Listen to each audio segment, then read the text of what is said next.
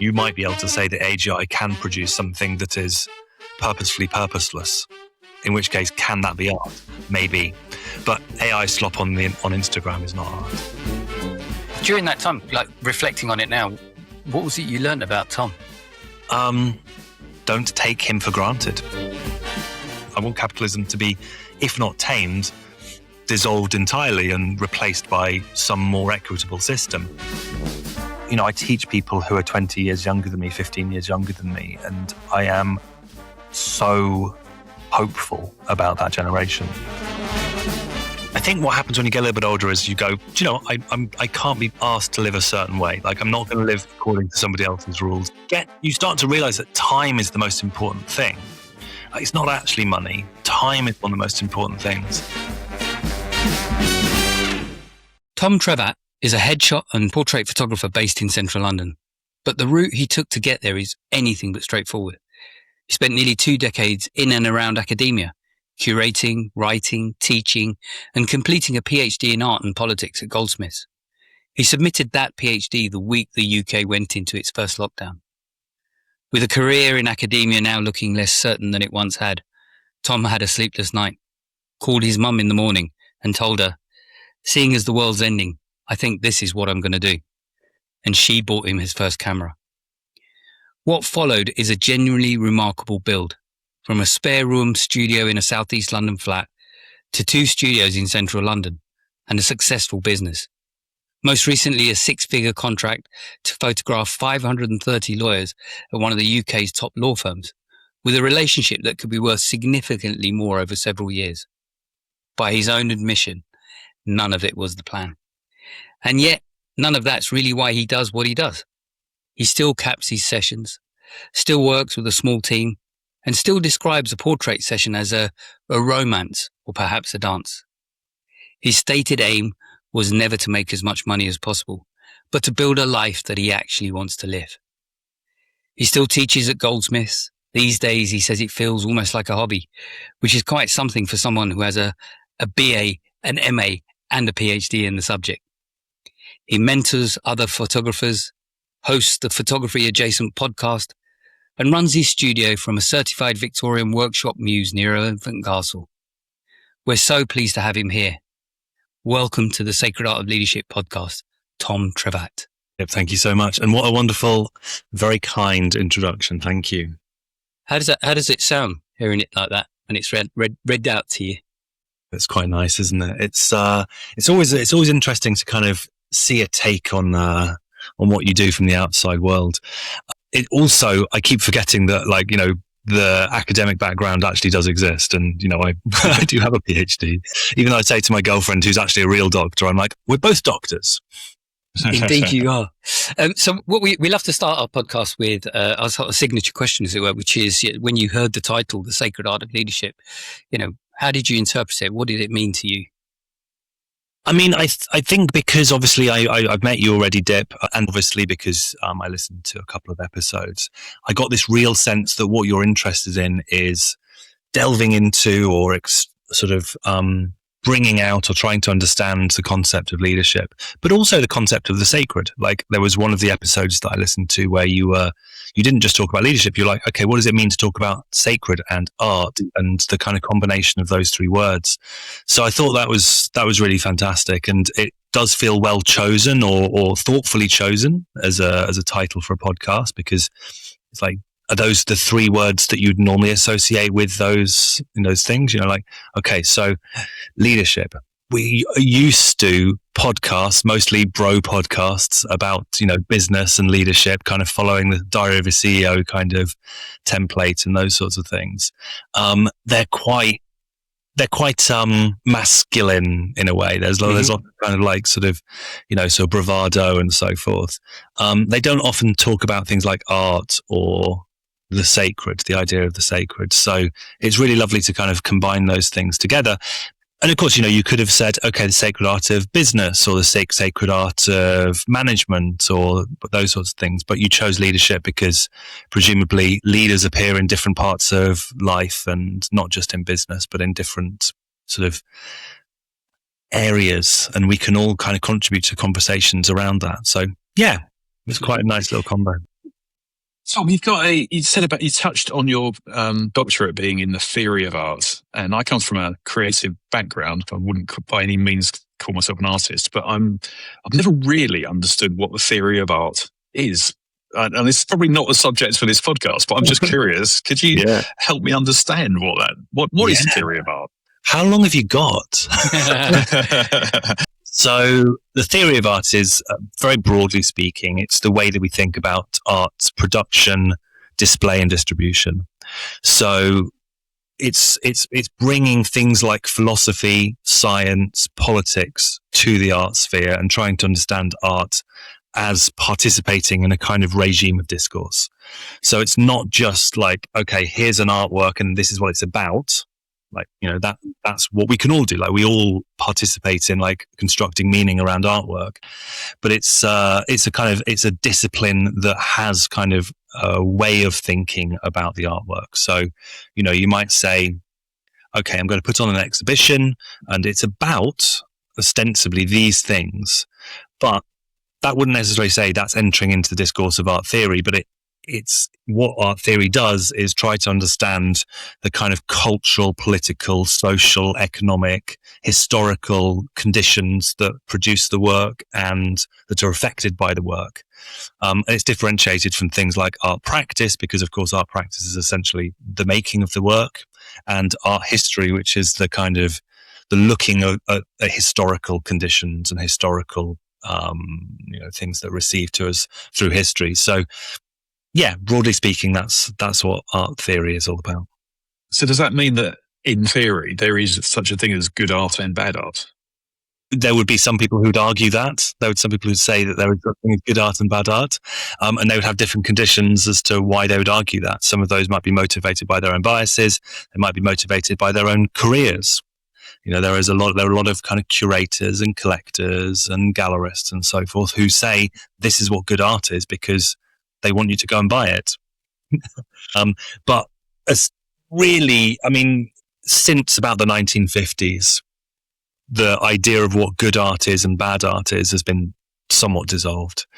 The 1950s characterized by people like Jasper Johns and Andy Warhol taking on the mantle of Marcel Duchamp, really looking at the way in which anything can be art. We can bring into the gallery things like, Duchamp famously brought a urinal into the gallery and displayed that as a work of art. He then subsequently spent the next 20 years playing chess and waited for the world to catch up with his work. But then Jasper Johns and Andy Warhol and so forth kind of reinvigorated that idea and brought this kind of idea of the Duchampian into what became contemporary art. And contemporary art is characterized by anything can be art, and it's basically up to us as a community of people viewing that work to think about it as art, which means that it's a kind of democratizing process. Like it becomes possible for anybody to become an artist. And Joseph Beuys famously said anyone can be an artist. And that's what you'd call the genre conditions of contemporary art, is that it's a kind of total dissolution of genre, actually, total dissolution of what it means to make, what the kind of boundaries are of making art, differently to, say, modern art. Modern art is the work of art playing on its boundaries or looking at the boundaries and pushing those boundaries as far as they can go. So if you think about someone like Jackson Pollock, well, what's a colour field painting that Jackson Pollock might have made? It's just like using paint to kind of create a non-pictorial surface, a totally abstract surface.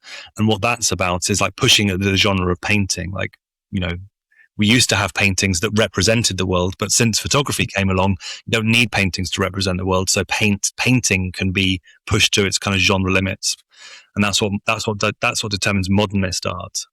So yeah, that's all playing around with the idea of what is good art and what is bad art. What's interesting is listening to you as and I'm going to say a complete layperson. I'm hearing what you're saying, and every time you're referring to the word art, there's such a parallel in some of the things you say where you could replace it with leadership, Right. It's a really interesting, like, you talk about you talked about the canvas and the chaos and the creation of something from that, etc. Well, if you just replace the word founder, businessman, leader, and the word art, there's a parallel, or is there not? I mean, there are lessons to be learned. I think that what you probably saw in the latter part of the 20th century and going into 21st century within the business world was adopting ideas from contemporary art. The idea of the mercurial, I think, is like, founders and entrepreneurs think of themselves as mercurial, like they make something from nothing. That's very much a kind of artistic endeavor. Like that's something that art is really, it's mercurial. And business always wants to be associated with art for those kinds of reasons. There's a reason why big businesses like Deutsche Bank sponsor art fairs, because they want to have that kind of ideological, rhetorical association with the art world. And in my work, I do actually talk about, what individuality and that actually means in contemporary society. But, you went from, for example, the idea of being a businessman who was someone who went to work in a suit with a briefcase and, 9 to 5, and it being very, boring to some degree, and, sitting behind a desk and going home. His wife, like it was very gendered, that idea as well, to a world where actually, you can sit in Bali and work from your laptop and be anybody and doesn't matter, and those sorts of things, which is a far greater kind of idea of freedom within the world, and I think some of those things come from art very much. So yeah. Is art a team sport? Because my experience of creativity is that it's a team sport. It's really hard for a feature film to be made. It's not, one person may have a vision, but it's a team sport to make it really brilliant. Is that the case in the art world, or is it more of a founder-led, like one person has the vision and executes, and it's their baby? Yeah. You could argue that even the most solitary artist needs an audience, whether that's just one person. And actually they need the conditions of art as such to make that work. Like they need there to be this thing called art for them to do that. And that's basically resting on the shoulders of thousands of years of tradition. So in that respect, yes, it's a team sport.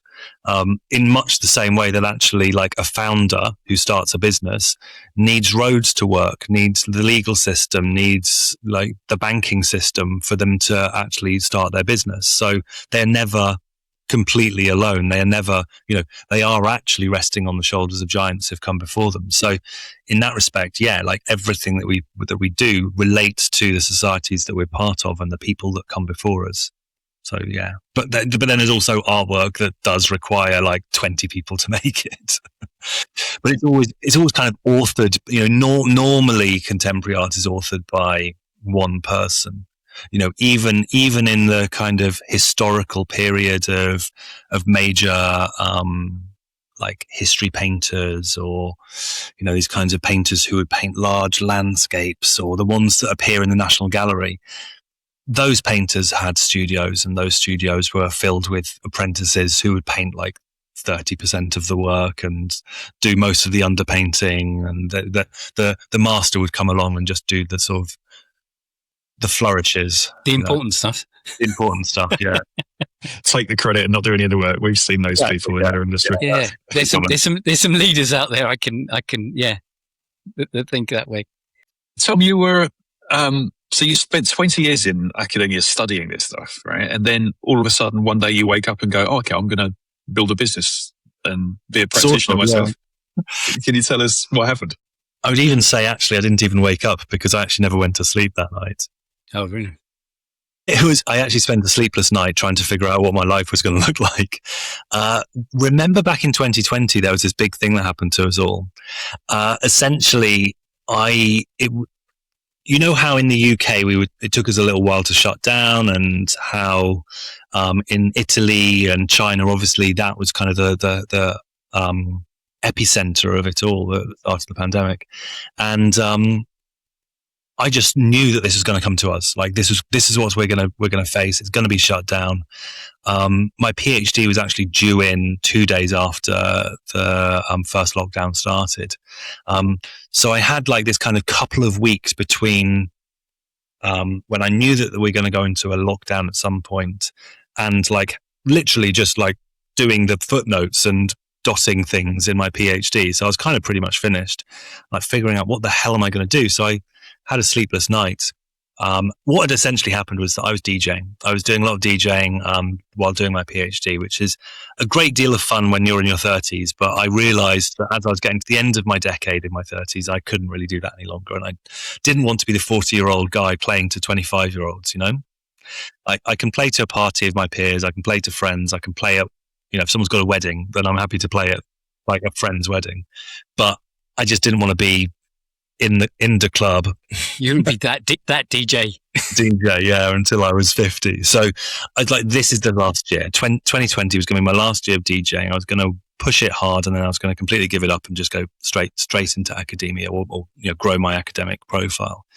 And the world had a different idea for me, which was that we were going into a lockdown. And at that moment, someone had actually, an agent, a DJ agent, I had an agent, but a different agent kind of came up to me while I was DJing one time and said, "Hey, I'd like to book you for some weddings and some events. Can I get some photos and videos of you?" I thought, I don't have any photos and videos of me, performing especially. So I was like, wait a second. I know how to use a camera because I'd done an art foundation in photography 20 years previously. I know 50-something DJs. They probably all need photos and videos of themselves. So that's something I could do. So I researched the hell out of it and spent a sleepless night. And then the next morning I called my mum and I was like, seeing as the world's ending, I think this is what I'm going to do. And bless her heart. And this is an absolute like wonderful moment for me. Bless her heart. She bought me my first camera. Good old mum. Just been spending the last 6 months not working, studying, doing my PhD, and we were just about to go into a lockdown. So she recognized I had bugger all money. So she was like, "Okay, tell me what you want, and I'll buy it for you." So thanks, Mum. I haven't repaid her. I really should. Have you not bought something in return yet? I've taken her on lots of holidays. There you go. So yeah, so it was just that moment, and I just realized that this is something that I could do, and why not pursue it? So I spent that year, 2020 going into 2021, just learning the camera again and getting back into it. And, you know, I had 20 years ago, I'd been shooting on film. So it's a different experience. And, you know, I'd still been shooting stuff on my phone, but it wasn't really very, you know, meaningful stuff. So I was like, okay, how can I make some kind of business out of this? I just spent the year just doing street photography and enjoying the world of photography and getting to know it, and, you know, going on protests and taking photographs of the people on protests and things like that. So it was a really exciting time for me because I was learning so much and the learning curve was so incredibly steep. So yeah. That's why I'm really interested in that intersection of creativity, art and business, you know, because those two things can be really happily joined or really badly joined. And you've obviously done a really good job of joining those two worlds together. What's the trick, do you think? I think what happens when you get a little bit older is you go, do you know, I can't be asked to live a certain way. Like, I'm not going to live according to somebody else's rules. I'm not going to do this. I'm not going to do that. I'm going to do these sorts of things that I want to do. And you start to realize that time is the most important thing. It's not actually money. Time is one of the most important things. And so you don't, you know, you've got to fire up your ass when you're starting something, I think, when you're in your late 30s, early 40s. And so I just knew that I needed to work as hard as I could to build something, and it needed to work really well. So one of the things I figured out or learned really by listening and watching and all that stuff that I did very quickly is that I just couldn't be building something that didn't align with my values. I couldn't be doing something that felt like it was copied from somebody else. Now, hey, look, we all start a business and we all learn from other people and we all take bits and pieces from different people. Like, you know, oh, that pricing model looks good. I'll add that into my business. Or, oh, I love that lighting setup. I'm going to try that in my business for a while. And we come to those sorts of things. And, you know, one of the things I say in my my mentoring for other photographers, actually we work really hard on this in the beginning of the mentorship, is actually trying to build a business that's aligned to your values. And it sounds trite. No, it sounds too easy to say just align your business to your values. And it is, that's a very easy statement, and it's not actually so easy, because when you start to sit down and think, what do you mean by my values? Like, what are my values? How do I discover what my values are? And what I do with my mentees is I just work with them at the beginning of our session to really kind of lay down, what are their core values, and whittle it down to between 12 and 15 core values. And then we group those together in like for like values. And then we build up the pillars of the business from that way. It's not how I started my business. I started my business by just, diving into the deep end and trying to figure it out. But it's how I've kind of reinvigorated the business, and how I've kind of realized that that's how I want to run the business. What that essentially means is that anytime you've got a decision that you've got to make, you go back to those core values and you go, what would somebody who has these core values do in this particular instance? One of those might be pricing. So let's say you're a creative business owner and you've got to think about how you price your services. There are really, really key things that you can do to price your services. One of which is think about what it means to you to be a human being and a business owner. So for me, what I really care about in my business, and what I think I do reasonably well, is create connection with my clients. And what's really important, let's say I've got an actor in the studio doing headshots for an actor, or a business person, or a therapist, or a writer, or someone like that. What I find is that in order for them to make the most of those photographs, they need to create connection with the person looking at the photographs. And that connection is a mirror of the connection that we have in the studio. If I spend time with somebody building that connection, it shows in the photographs. It's interesting because there's something you said there, John, but I'm really curious. What happens when you pick up that camera? Yeah. Can you tell us a little bit about that kind of that magic? I think if we want to help people who we're working with, and that's kind of what like all business is, right? It's just helping people solve a problem they have. If we want to help people, then in order for us to be able to help them, we need to be able to perform to our best. We need to be the best version of ourselves that we do, or the best photographer, the best artist, the best footballer, or whatever it is. And so I try and create the conditions within my studio that allow that to be the case. So that's time, that's attention, that's a slow pace, that's the lighting conditions that I set up. I use continuous light rather than strobe. And so that moment that the camera comes up and I, go from talking to somebody to actually shooting, I hope that this is the case. It feels more like a natural flow. Like it feels like they've not kind of had this hard like break and, oh my God, I've got to be in front of the camera now. And like, we're just continuing a conversation. The camera happens to be there. Which is very different to, I think, if I was to do a 1 hour shoot or 1.5 hour shoot, where it's like, hi guys, nice to meet you. Okay, right, there's the lights, go and stand in front of them. No time to have a coffee, no time to, talk about anything. Dump your bag, stand in front of the lights. Because I want to shoot, if I've got an hour, I want to shoot for as long as I possibly can. But if I've got 4 or 5 hours, or there's just no time. I did a shoot with a therapist the other day and we spoke for 2.5 hours before the camera came out. And the shoot went on for 7 hours. And I remember talking to my friends in my WhatsApp group, and one of the other guys jokingly said, because I'm always talking in the group about making sure that you're, not overworking and not, kind of working too much for too little money and stuff like that. And he said, I've got to quiz you on the ROI on that one, mate. And I was like, nah, the ROI is basically I had an amazing day. I had a really fantastic day. And actually, she was incredible because she came to me, as a lot of people do, not being comfortable with their self-image. Not being comfortable in front of the camera, but also like having a whole story they've told themselves about how they look. And so we had this 2.5 hour conversation, and I was asking her questions about her parents, about her upbringing, about what she experienced as a child, what she experienced growing up and becoming the person that she is today, and what she's brought from that and brought into the studio today. And And by the end of it, if someone who did not like her photographs to begin with, like who didn't like looking at her photographs, she came to the the end of the session looking at the photographs, and we both had tears in our eyes because it was such a lovely experience because she loved the photographs. She ended up buying like 16 photographs, and that's great. So from an ROI, purely sort of clinical ROI perspective, probably I did an awful lot better because I had that conversation, and that empathy might be the word. I want to create a space in which empathy is possible. Yeah. Rather than ROI, I prefer kind of a ROL, return on life. Yeah, exactly right. Don't want to be because sometimes the ROI is it's smoke and mirrors. Yeah. I can see Derek pondering.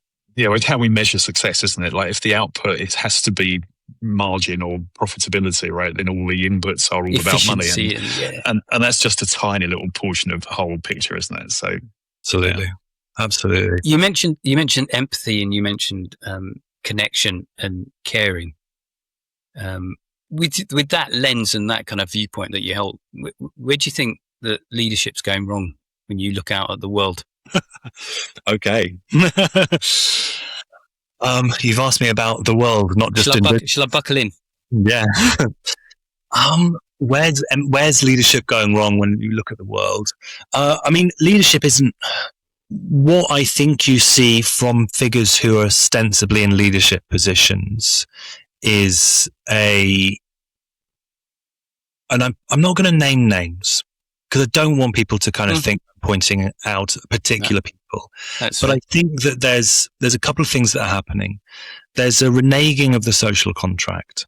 So an agreement between us as citizens and the people that we have selected to so-called lead us. We actually demand certain things from them, rightfully so, for our votes, right? And for our taxes. And I think that probably for the last 40 or so years, that social contract has been gradually eroded, and the trust in that social contract has been eroded. And I think that's partly purposeful. And one of the reasons why I think that's purposeful is because what essentially political leadership has done is started to wash its hands of the services it should provide its citizens, certainly in the UK and the US and parts of Western Europe. It used to be that our political leaders would be participants within the construction of a kind of life world that we live in, and think about like things like public service as part of that, public service and public services. And I think that what that's done is essentially it's the move towards privatization, right? It's the move towards supplanting the things that should be supplied by the state, things that are going to be supplied by corporations. So transport, water, those sorts of things. Now we've seen the kind of disastrous effects that has, like, in the UK alone, we have terrible rivers and the sea, surfers against sewage. I grew up in a world where surfers against sewage won.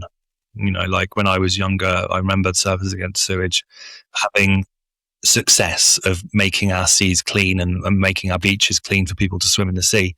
And it's gone backwards. And I think that's partly neglect, and that's partly purposeful. And the purpose is essentially to push the responsibility towards the private sector in order to create an enrichment opportunity for some people. And so that kind of reneging of responsibility that's from the top down. Like that's just absolutely from the top down. And I think you see it you probably see this amongst leaders throughout all walks of life. And I think also what you see is this idea of being able, like slipperiness, not being held to account, because leadership is first and foremost about taking responsibility and having responsibility. So, I think we are in a time where we are lacking in a kind of sense of leadership amongst the political class. But that's interestingly left or has produced a kind of crisis within the kind of concept of leadership, where probably the reason why you are doing this podcast and the reason why you care about leadership and the reason that people actually, are thinking about this kind of concept of leadership again and reanalyzing it and critiquing it is because we have a crisis of leadership at the top. So perhaps this is laying fertile ground for the next generation of people coming through who may be able to think more clearly about what that actually means. And actually I teach people who are 20 years younger than me, 15 years younger than me. And I am so hopeful about that generation because they're just so much more engaged, I think, than I was at that age, perhaps. Oh, just picking up on what you were saying earlier, how much of the slipperiness of leadership do you think is due to us selecting leaders who don't have the right values? Does it go back to their values, or is it that those people's values have slipped themselves and they've changed because of the responsibility or the opportunity that's in front of them? I think a bit of both. I think money is hugely important in this question. I think that once a certain amount of money is put on the table in front of you, those values might seem a little bit more negotiable. I think basically people go, oh, I can get away with it. Like I can get away with it because people don't trust us anyway. If you look, actually, interestingly, if you look at the different responses to COVID around the world, and you can see actually which countries responded to COVID, like with the trust of their citizens, their populace. Some countries or some leaders responded to COVID just like, I have no trust in, that they're going to do what I tell them to do. So therefore it's going to be enforced by law or something like that. And then there's some people who are just like, I have trust in that people are going to do the right thing and we do it in a different way. Or, different countries have got different kinds of ways of dealing with that. So, and even adding to that, I think there was an interesting perspective there that you're talking about trust in the people, but I think there was something about certain leaders around the world who responded more in terms of the greater need at the time, as opposed to the kind of like the commercial economic needs. So you look at New Zealand and Jacinda Ardern, who just went, right, that's it. I need to protect. I'm an island. I've got to protect. I can't. Right, I'm going to shut down. And she went into lockdown very early, etc. And people trusted her. People believed her. That's the difference, I think. And I'm curious because you speak from a place of a lot of self-awareness. It feels like you've been through a journey of getting to know yourself. Can you speak a little bit more about that? Were you always self-aware? Did you kind of can you talk about that little journey in terms of that self-awareness? Because that seems to really come into your work. Thank you. It's really nice to hear that. I mean, I'm 44 years old. I think we should be self-aware by now, if not. Yeah, I think so. I mean, something happened in my mid-30s. So I actually had an experience with anxiety, with mental health troubles. And I woke up one morning with what felt like a heart attack. It was a panic attack, but it felt like a heart attack. And I think that probably a lot of people experience this who have anxiety. I didn't know what to do. I ended up calling a neighbor, it's a friend, neighbor. She came and sat with me for a few hours, and I ended up actually calling the ambulance because I thought something really bad was happening. And it happened again the following week. Something really important, I think, happened to me in that year, which is that I started to think a little bit more clearly about what mental health is and what the importance of good mental health is. And I had just been beating myself up until that point. I'd just been, DJing late at night, drinking too much, not really looking after my body. And I think that something happened in those years that really allowed me to kind of think, to start to know myself even better. And it sort of pricked open this kind of thing in my mind. And I'm, as much as it was terrifying, I'm kind of glad that it happened, because actually I feel a lot more kind of direct empathy with people who are also suffering from mental health issues. And it's thankfully something that's really not kind of continued. Like, it's something that I've been able to, deal with through good, healthy habits and getting reasonably good night's sleep. Although, in the middle of Not in this heat. London, I'm not sleeping at all. So maybe I'll have a panic attack this weekend or something. But, it is actually, something that did actually help me a little bit. And, I've been through a few things, loss of a parent and a few bits and pieces. But yeah, I mean, I think that we should be examining ourselves. Like, we should really look at ourselves. And something also happens when you start a solo business is that you really analyze yourself. It's like one of those, it's a real exercise in self-analysis. But, I think because when you do things that are public facing, when you either speak on a podcast or put together a website or have an Instagram account and actually then, reiterate your ideas on a regular basis to your clients and those sorts of things, you really do start to kind of get an understanding of that. Also, I teach at university, which means that I'm kind of I'm on in front of my students, and I've got to perform in a certain way and say certain things. And yeah, so I think maybe that's kind of where it comes from. Well, during that time, reflecting on it now, what was it you learned about Tom? Don't take him for granted. You can play hard a little bit when you're younger, but as you get older, it's a little bit more tough to play hard and then be okay the next couple of days. And also that I need a direction. I need a thing to do, because I think what happened is my 20s, I had direction. I had projects I was working on. I was curating exhibitions. I was running galleries. I had always something to be working on. Incredibly, I'm going to use the word entrepreneurial in inverted commas just to say wasn't an entrepreneur, but I was entrepreneurial. And then through my 30s, everything stopped, and I just focused on the PhD and the DJing, because the DJing was the small amount of money every week. It was a nice way to make some money, but it was the PhD that I was doing, and I was teaching alongside that and so on. But basically nothing changed for 8 years.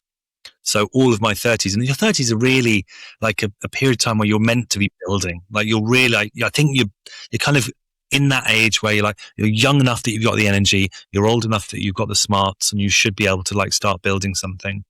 And look, if I'd have stayed purely in academia, then the PhD would have been the right thing to do. But academia absolutely collapsed around me over those 8 years. So it just felt like I was just in stasis. So now that I've got the business, actually that's given me a real kind of purpose, a real purpose and a real direction. And having that, it may be that there are certain types of goals, like financial goals, or it may be that there are, emotional kind of, life goals that I want to achieve, or things that, like we talked about, having a damn good time with someone in the studio and enjoying your time working. So those sorts of things are, important to me. So it's actually really changed me in a way that, actually starting a business has changed me significantly, because it's allowed me to have those kinds of goals. Do you have a goal for the business? Do you plan to scale it or exit or just carry on because it's fun? Yeah, there's no real exiting possible. I think certainly not from a selling the business kind of perspective, because it's around my name. Because of the big contract that I got last year, which was a lot of money for me, and a lot of money kind of by anybody's standards, maybe not Elon Musk's standards. But it was enough money that it sort of materially changed my life for a period of time. And I wasn't particularly I didn't watch the money in it. I didn't kind of penny pinch. I was just hey, drinks are on me, let's go on holiday. I can afford a Soho House membership. I can afford to redesign my website. I can afford this new laptop or whatever. So I had a very, expensive year, and I came to the beginning of this year or the end of last year, and my then accountant made a major blunder and just failed miserably to put in my VAT return, which meant HMRC was chasing me for 50k. And then my subsequent accountant that I replaced my old accountant with, had to basically go back through everything over the past 2 years, do my VAT return, which took them quite a long time to do, understandably. basically, I just racked up a load of VAT fines and debt and interest and stuff like that. So essentially, that big year, because I hadn't adequately prepared for it. So essentially, what I've decided is that either what I can do is reduce the outgoings. Like there's fat to be trimmed for sure. Or I can just go, I can leverage.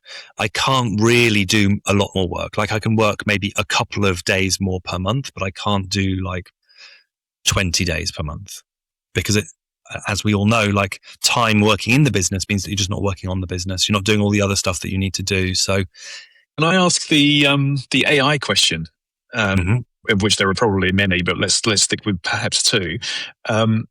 Have you thought about how you could use AI to scale your business all the areas so that you can do more of what what your expertise is and let the AI do all the fluff around it?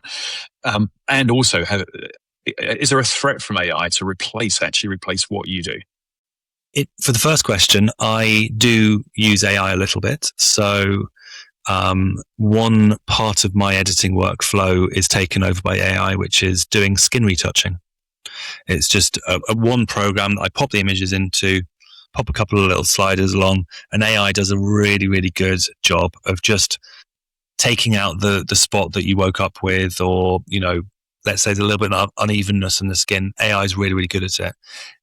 I also do use Claude to do ideation and to run my numbers and to do, to help me with legal matters and stuff like that. Is it a threat? I don't think it's a threat to me directly, but I think that there is a threat to the economy in general. And I don't know if you realize this, but I'm part of the economy. So all of those people whose jobs will be lost to AI, they would potentially be my clients. So it could be in the future, there is just a smaller pool of people. So yeah, it's not going to directly replace me. And I'll tell you why. Sorry, that I know the question was about whether it's going to replace me. What I offer is not really AI-able because it's an experience. And if somebody is taking a photograph and putting it into the AI models and producing, a nicely lit headshot of themselves that they put on their LinkedIn profile or their About Me page of the website, what they're actually doing is kind of lying to their potential clients or customers or whoever.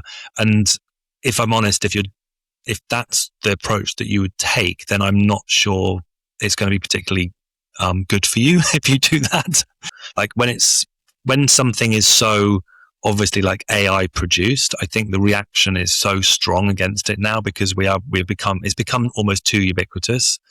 And look, if Sam Altman or whoever had come out and said AI was going to just like cure cancer and help us solve climate crisis and, help people manage their workloads or something like that, we'd have all been like, you're the fucking god. Like that's a genius idea. But what they've essentially said is that AI is going to be replacing humans. Looping it back, the very start when we started talking about art and what is art, how would you answer that question with reference to AI and the fact that AI can now generate art? Is it creative? Is it creative art? The simple answer is no. AI is not art. But I suppose you kind of got to ask the question: is like, who makes art? Is a tree producing beautiful foliage art? Well, no, we don't think the beauty of a tree or the beauty of a flower is art, right? Because there's something that happens within that kind of production, of these beautiful flowers, that is about like, function, utility. It's about attracting a bee. It's about attracting, pollen and those sorts of things. And whereas art, like the intention of art is basically to be, it's purposeless, like it's purposeful purposelessness, as Immanuel Kant tells us. And what that means is that like a human kind of has to make art because there needs to be this human mind that has created that work of art, because nature in a sense will only create what's necessary. So humans are the only species that go out of their way to produce stuff that is not necessary. Now, you might argue that there are like bird's plumage or something like that, but that's a mating dance. Or there is a bird called the brown stage-maker bird who goes and turns over the leaves all around its nest. But that's kind of so that it can find its nest when it flies back later. And there are examples in nature of animals actually doing things that approach this kind of idea of art, right? But it's actually something that's really it's intentionally human, because I think that you need to have that sense of purposelessness. So the question is, can a robot, can a machine actually create that? I don't know, because actually what we're seeing with AI rather than AGI is that AI is actually a large language model. It's not artificial intelligence as such. It's the learning that is learned from the world that exists. So in fact, it can only ever be kind of, the button can only ever be pressed by a human. AGI, now that's something different, right? Like AGI is self-generating. If it comes to pass, AGI will be self-generating, which means that it's not self-learning, i.e. it continually ratifies that kind of learning process. It actually generates completely from itself, which means that then AGI has some kind of human-like intelligence or intention. So maybe then at that point, you might be able to say that AGI can produce something that is purposefully purposeless, in which case, can that be art? Maybe. But AI slop on Instagram is not art. But it's interesting. So what I'm hearing from you is there's an aspect of it that's the who, and there's an aspect of it that's the how. Yeah, and the why. Yeah, and which one's more important, the who, the how, or the why? The we, actually. Go on. That's interesting. You see these comments on everything, right? Like, you see people saying, I could do that, or my 4-year-old kid could do that, or, like, why is that art? And Dip, you've got a painting by Keith Haring behind you, which, Keith Haring, known for making like simplistic artwork, right? Like it's not something that is like takes a huge amount of technical skill that you might learn at the Royal Academy, Contemporary art is characterized actually by the community that is created by that art world, that art going into the world, and the agreement by that community. So it's not just like I'm an artist, therefore I make art. There actually needs to be an agreement by a group of people who are viewing that art that think about it as art. So curators, collectors, the general public, people who actually engage in art. But what's great is that actually, the statement, my 4-year-old son could do that. That's the wonderful thing about art. The contemporary art actually has gone from being this rarefied thing that happens in academies to this thing that everybody can do, because it does not need a specific technical skill to master. So it's unifying. Yeah, it's bringing everyone together. Yeah, it allows people to enter into it. There are fewer and fewer gatekeepers. Now, of course, what actually happens is that obviously curators and collectors and gallerists and so forth want to act as gatekeepers. So they talk about, this is good art, this is bad art, and so forth, because it's actually beneficial for them, for something like art, to have boundaries and be gate kept and those sorts of things. So, that's always going to be the case. But the genre of contemporary art is actually one in which anyone can enter. Honestly, I could just keep. The more I listen, and the more I could just keep going, because my mind is just firing all the time, going, "Oh, isn't that interesting? Let's explore that." Yeah. But I like what you said there is the we. I really like that a lot. Yeah. Should we go into the quick fire round, Derek? Sure. The photograph you're most proud of, what is it and why? There's a photograph that I took. It was at the very end of a shoot with a model in my studio a couple of years ago. She had just put on her coat. She's a black woman with a shaved head, and she just glances out the window, and there's a lovely light that comes in the window at that time of the night, time of the evening. And literally I took 3 frames, and then that photograph has kind of been like a calling card, I suppose, for a while. It doesn't look like a lot of the other photographs I take, so it's quite unusual in that respect.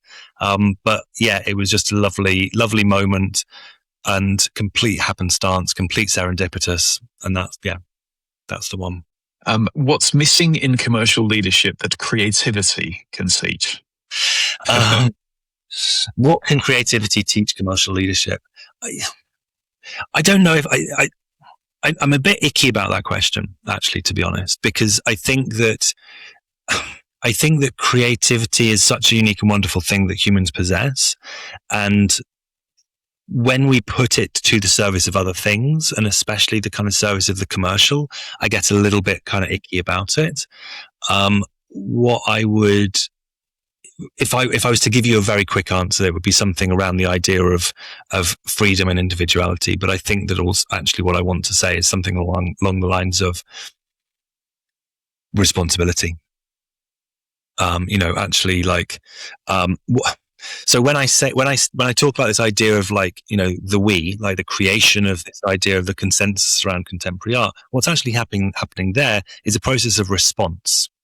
Like, display a work of art and there is a response, and there's a collective response. We each have different responses to works of art, but there's a response. What a response means is there's a kind of creation of responsibility, because we understand ourselves as existing within a community of other people. We exist within a society. And I think one of the things that has happened in the last 50 years since Thatcher and Reagan is essentially that dissolution of that responsibility of society. Thatcher famously said, there's no such thing as society, there's only people and families. And I think what commercial leadership really, really potentially lacks is that idea that what they do has a responsibility within the world. Now, you see this through the idea of the externality. The externality is essentially something that is not included within the bottom line of any kind of business practice. Like when you do your accounting at the end of the financial year, you don't say the cost of pollution into the river after chucking in all of your effluent after making a trainer or whatever. That's what's called an externality within business. And capitalism wouldn't really run properly if all businesses had to account for their externalities. That's where tax comes in. Tax is actually there to account for the externalities of business. But what you see more and more is that there are people who are trying to avoid, in whatever way possible, paying for those externalities. And so I think really what's happening is that what I would want people to think about is the idea of the response, and what response means is the kind of capacity to understand oneself as part of a society. Is there something that you've stopped apologizing for? Yeah, my politics, because I I've been in academia in art and politics. I teach on an MA in art and politics in a politics department, and that's been my life for 20 years. I'm a dyed-in-the-wool socialist. That's important to me. I care about these things. I care about political issues. I care about people. I care about the planet. And I had that conversation with myself. Do I separate the business from that? And actually, to return to an earlier point, the earlier question that you asked me, Del, which I didn't properly answer, I actually think there's contradictions in my life. I think there are contradictions because I obviously run a for-profit business, and I understand myself as a business owner. I have to think about things like my profit margin, but I'm also really don't want this thing called capitalism to grow very much. I want capitalism to be, if not tamed, dissolved entirely and replaced by some more equitable system, whatever you might name that system. But what I think the way the contradiction resolves for me is this lovely line that the late Tony Benn said in an interview that I have been unable to find after I saw it, which was essentially the one thing that Thatcher got right about England is that it's a nation of shopkeepers, and therefore we should be supporting small business. And I think that what was the great thing about Tony Benn is that he saw small businesses as an antidote to big corporations, the rise of big corporations in the 80s, 90s and early 2000s. And I think that what I've taken from that is the idea that actually what I do, even though there's that contradiction around profit, what I do is actually a kind of expression of my democratic rights to exist in the world, but at a commercial level. Like, I offer a service to people. They can buy it from me. They don't have to buy it from me. They're not forced into it through some kind of law that's made them. I don't have a monopoly over taking photographs of people like Amazon has a monopoly over the marketplace. So, like, you know, there is a democracy to that. So it's my politics. Very good. I like it. Not a quick answer, sorry. It's okay. One book or artist or idea that changed how you see the world and operate in it. Damn. Because we talked about it, I will name an essay by Marcel Duchamp called The Creative Act. This was quite fundamental to my PhD when I first started.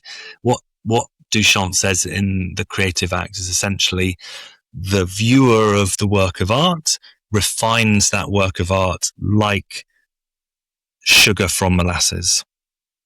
So what the process is of viewership is a refining of that work of art. So, you know, viewership and production are kind of two sides of the same kind of process.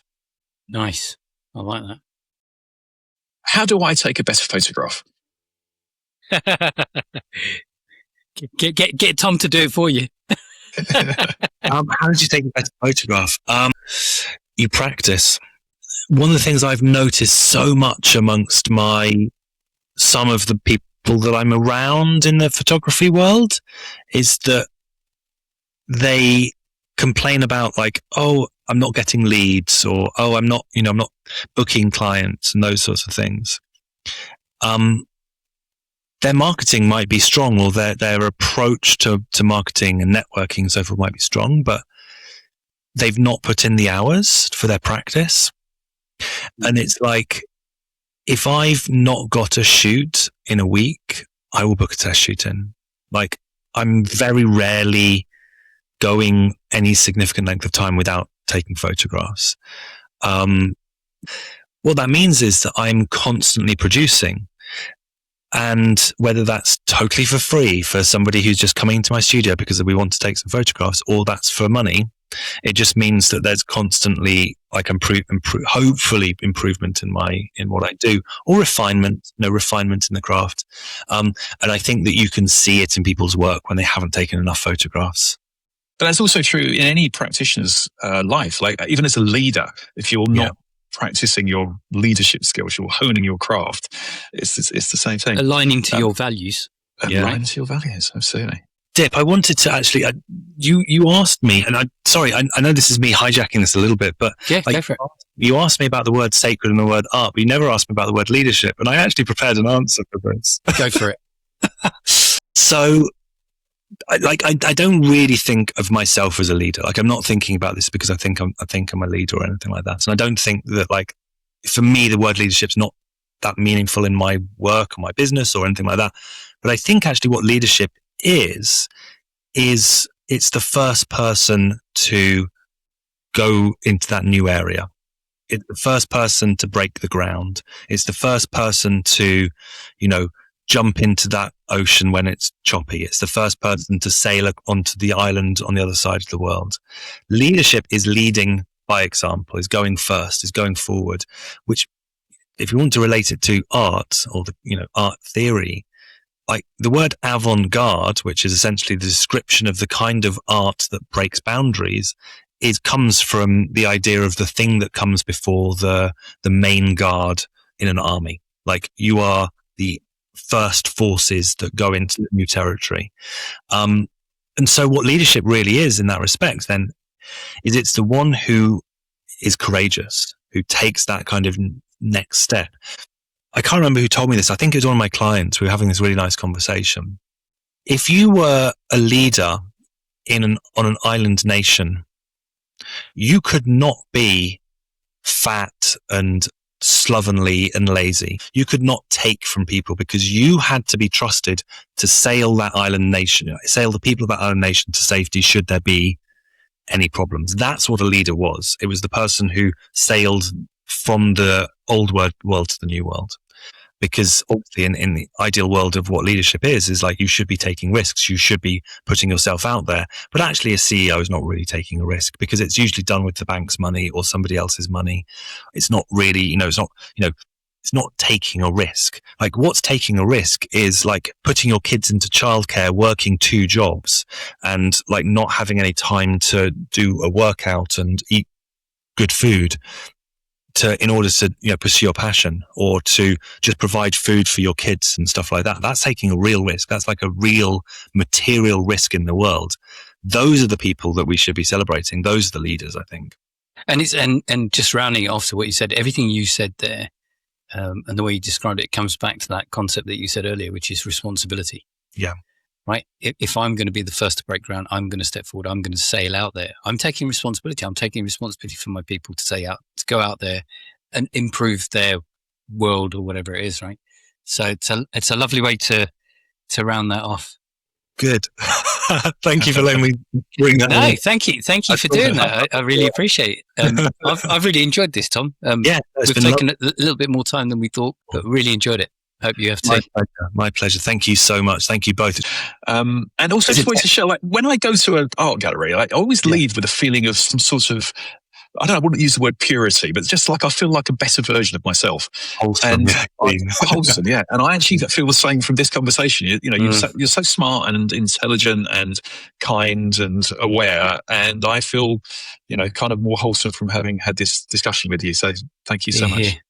Definitely. That is absolutely wonderful. I'm blushing. It's not because the weather is so hot. Thank you so much. And if you've enjoyed this episode, like, subscribe, follow, share, do all the good things you need to do on all the social platforms. And more interestingly, let us know if there's someone out there that you think we should be having a conversation with. We'd love to get people that you want on the show. See you next time.